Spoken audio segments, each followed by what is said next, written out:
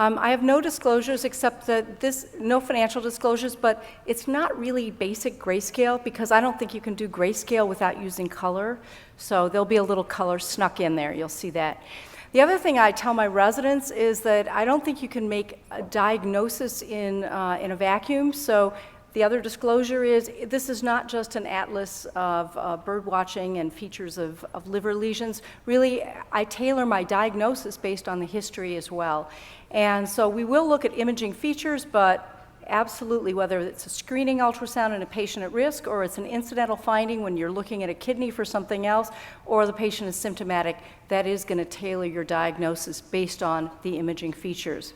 So I'm going to start a little bit with screening. I know Aya is going to talk about this as well, but it's important for us to remember that the patients who are screened, I'll give you a hint, this is going to be a Sam's question, are the patients with cirrhosis.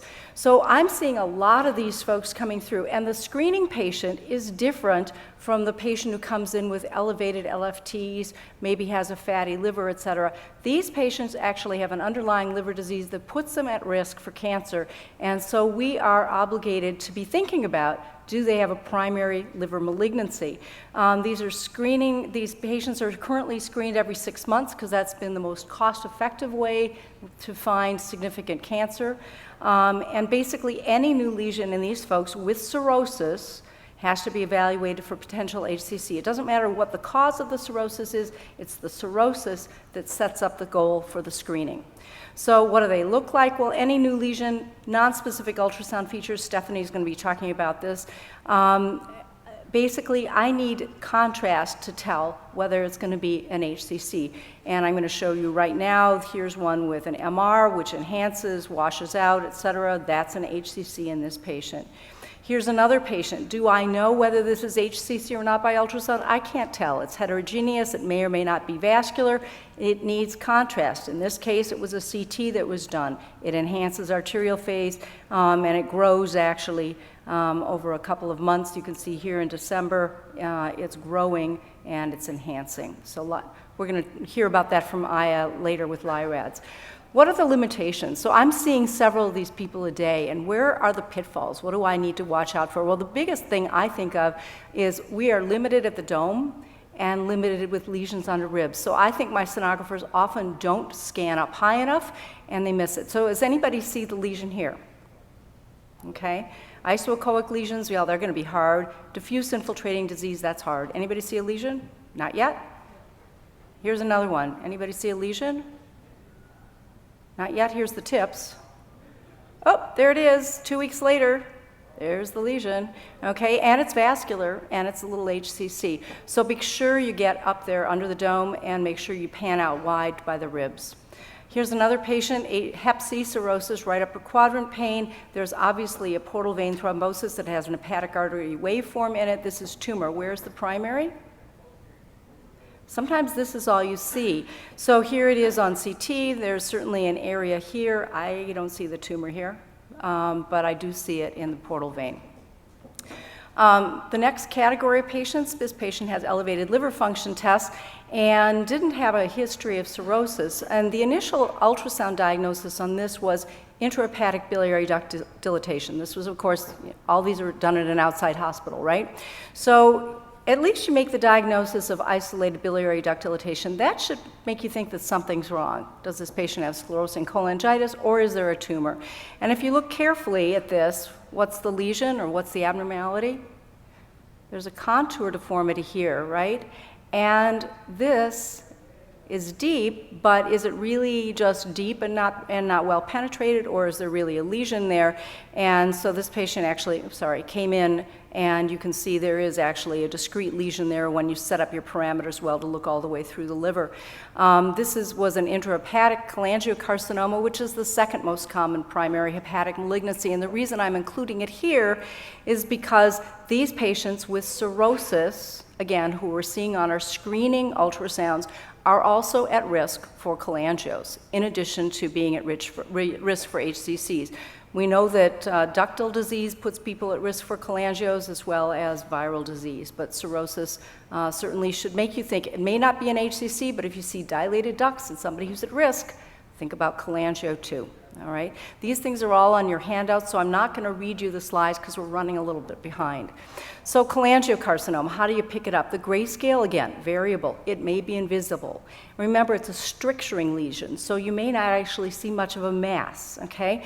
Isolated duct dilatation, that should make you think, is there a cholangio somewhere in there? So here's a nice case from the ARP. You can see the ducts are dilated, and when you look closely here, you can see vessel. Here's the duct, and there it is. It's basically isoechoic to the adjacent liver, but there is a little mass here in the duct. So I call it a stealth lesion. Here you can see on CT dilated ducts, and here is a little bit of the mass centrally. And when you look at the path, again, a stricturing lesion, sort of crawling along, sometimes crawling in the ducts as well. I didn't bring you more ductal pictures, but just remember if there's a mid-duct lesion that's a soft tissue mass, that's almost always cholangio as well. So now I'm going to move on from our high-risk patients into people who just show up at your doorstep without symptoms really, but they're sent in maybe for something else. Elevated LFTs, I'd call these incidentals, as well as somebody who's coming in for renal stones or maybe for gallbladder, okay? And here's somebody who has a big mass, about 4-centimeter mass in the liver, 44-year-old guy, incidental ultrasound finding. Can I tell what it is? Well, I can't. So this patient needs to go on to other imaging or needs contrast, right? So in this case, is it a primary HCC or a MET? I don't know. And is it benign? Well, the odds are it's going to be benign, right? The patient doesn't have any other symptoms, but you sort of have to prove it. So this patient in my practice will go on at this point to an MRI, and this is an obviously T2 bright lesion hemangioma. So these are our most common incidental benign hepatic lesions. They're considered a hamartoma, anywhere from 1 to 20%. Rarely are symptomatic. Occasionally they will enlarge during pregnancy and very, very, very rarely will bleed. Management, basically, this is another SAMS issue, and I'd be welcoming questions and comments on this as to what people do with them. And I will tell you it's variable in my practice. Some partners ask for a follow-up ultrasound on these, some people ask for an MR on these, and some people do nothing. So the literature, though, tells us that in a patient with no risk factors for malignancy, if you see a classic-looking hemangioma, and we'll go through the features, they do not require a follow-up. Some people do a single 3 to 6 month follow-up, okay? So what is classic? And about half of them turn out to be classic. And homogeneous, hyperechoic, and some posterior acoustic enhancement that you can see here. What are the other features that you've seen about the other half?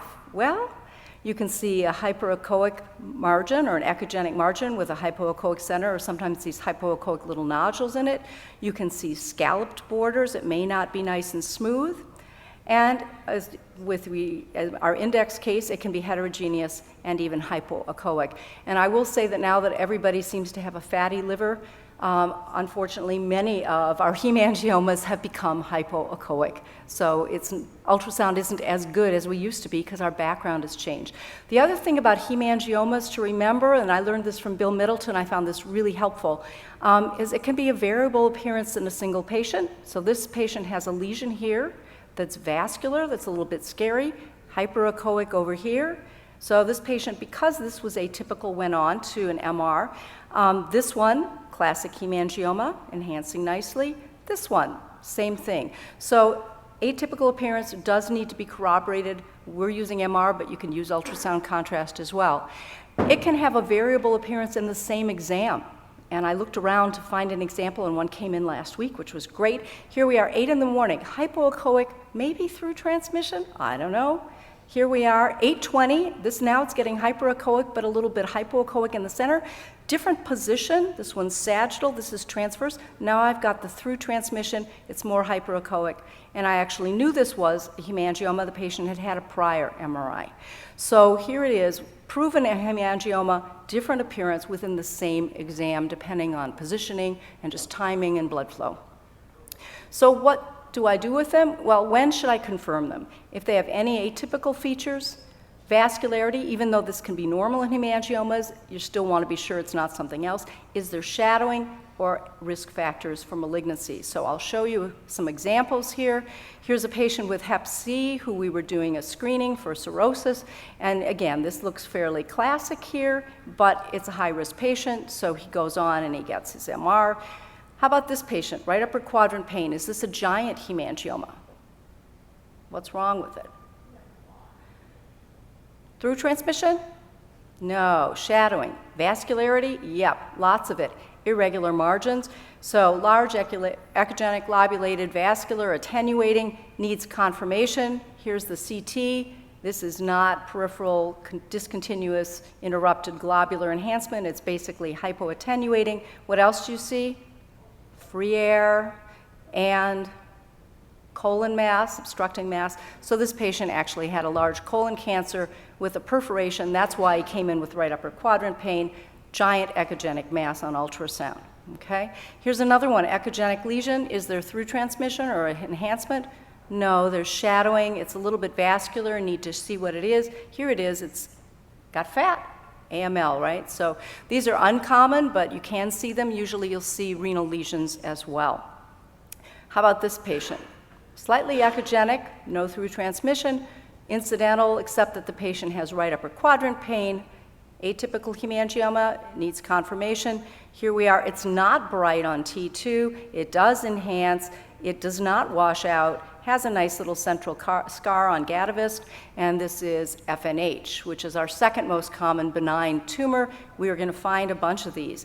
They are associated with vascular abnormalities and hemangiomas in about 20%.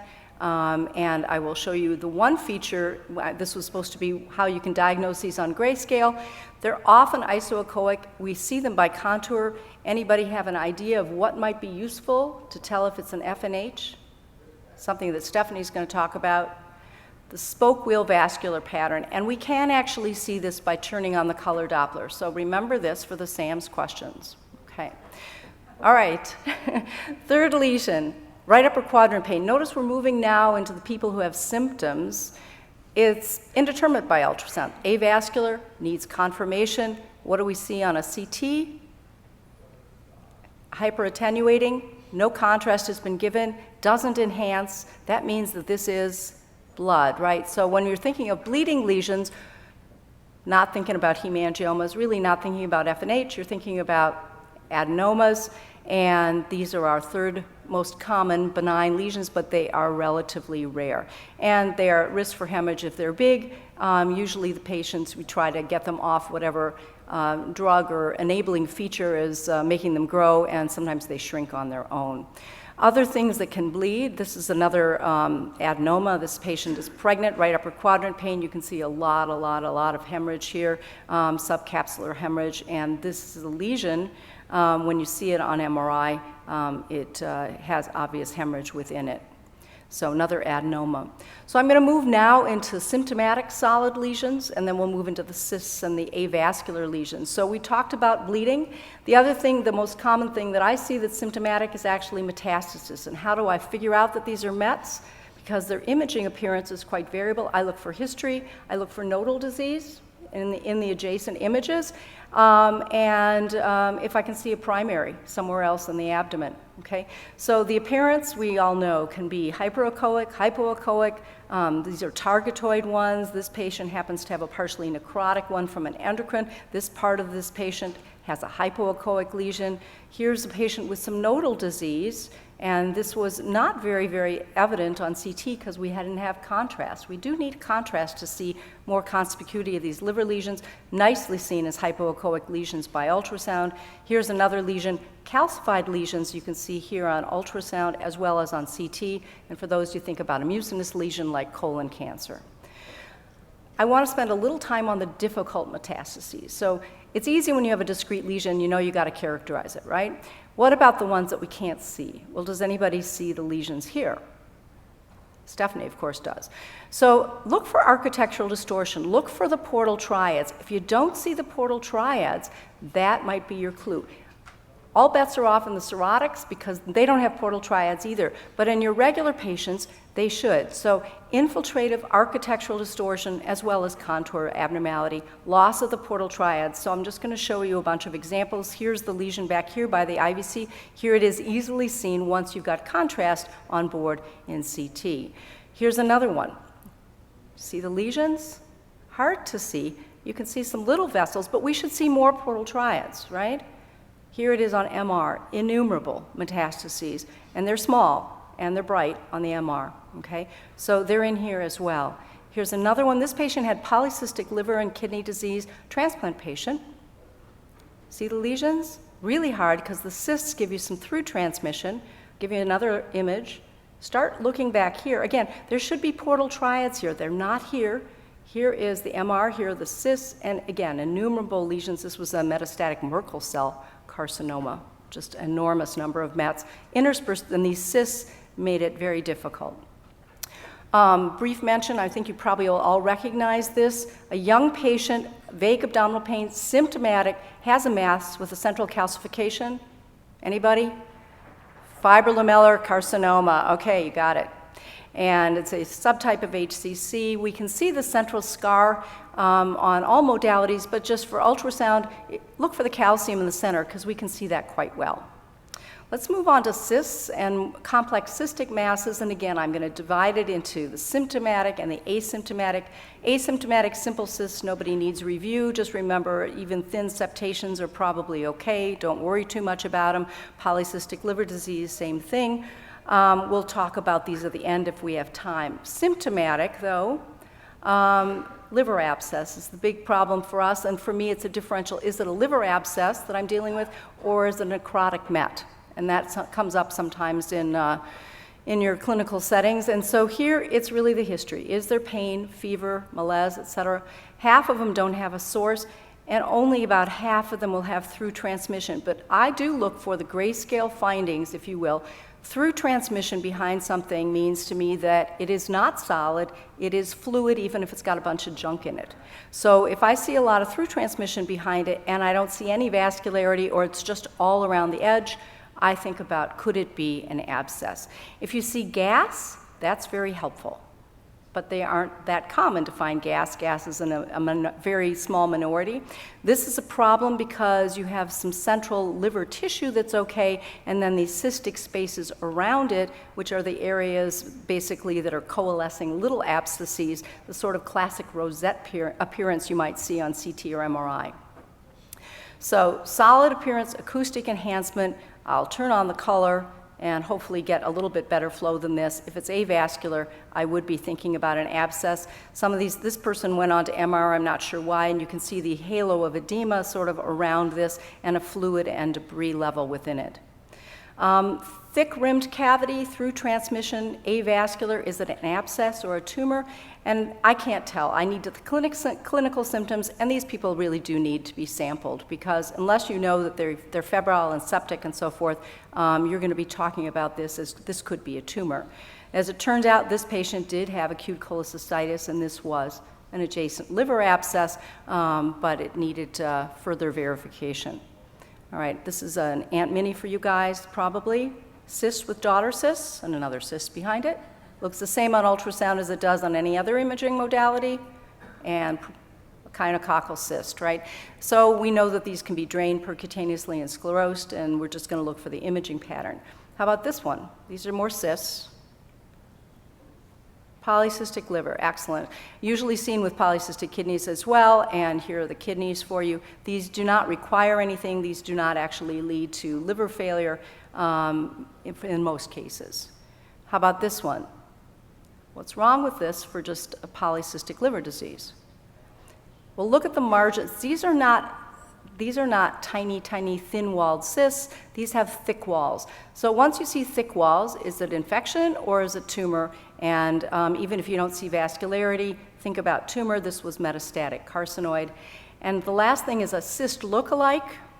This patient had an SBO, has aplastic anemia. These look like they could be cysts, but they really don't have a wall. And they do have a little bit of vascularity in them, some of them. And they don't have a rim, as I said. So cyst look-alike, Always turn on the color. Lymphoma, right? So hypoechoic, very, very uniform. They do transmit sound. They can create masses. They are aggressive, and they can be nearly anechoic. So think about that as well. I think for the instance of time, I'll skip this or just mention that there are a couple of cystic tumors. I wasn't sure how much biliary stuff to put in here. These have been renamed. They used to be cystadenomas. They are now called intraductal papillary neoplasms of the bile duct. And they have septations, which can enhance. If they are simple, thin septations, don't worry about them. But once they start forming thicker septations, nodular septations, then you have to think about malignancy. So mural nodules are rare in the mucinous cystic neoplasm. This used to be your papillary cystadenoma, okay? Once they have intraductal papillary neoplasm with this cauliflower-like appendage in it, sticking in with vascularity, with enhancement, think about this could be malignant, and the more solid components you have, the more likely it is to be malignant. Here's another one with a big, big mass in it, enhancing, as you can see, and this comes out. Looks as you would expect it to. And this was, again, intraductal papillary neoplasm. These are sort of like the IPMNs in the pancreas. That's how I remember them. They can be relatively benign. Once they start getting solid, growing, enhancing components, malignant need to come out. All right, so in conclusion, we are the first imaging for liver lesions. I think if we want to make a diagnosis and not just give a differential, we need the indication and the history to be able to narrow things down. The significant imaging features for me are still echogenicity. Remember, you're dealing against a background liver, and hopefully that's normal. The flow is important, and then architectural distortion and margins. Thank you so much. It's been a pleasure.